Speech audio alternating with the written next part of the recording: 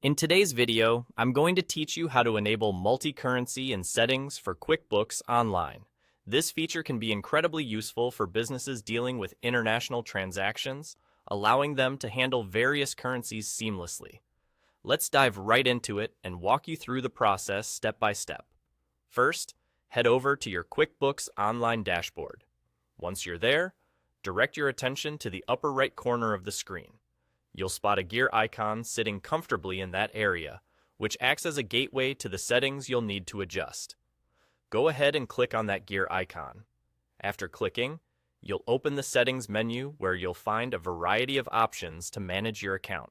Here, your next move is to click on Account and Settings. This section is like the command center, where you can customize a lot of aspects according to your business needs, including currency settings. Once you're inside the Account and Settings menu, look to the left-hand panel and you'll notice different tabs, each serving a different customization purpose. For our task at hand, you want to navigate to the Advanced tab, which is nestled comfortably on that side menu. Give it a click and you'll be led to another suite of options. Within the Advanced tab, your mission is to focus on the currency settings. You will find the currency option awaiting your attention.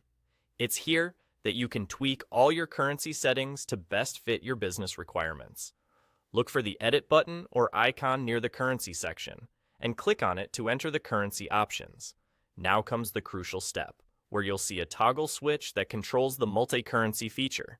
This switch might look like just a simple slider, but it's powerful in its capability of handling multiple currencies for your transactions.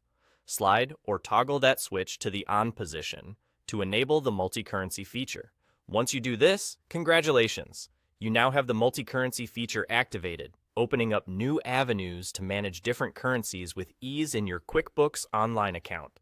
It's important to keep in mind that this action is permanent. Once you've enabled multi-currency, you won't be able to switch it off later.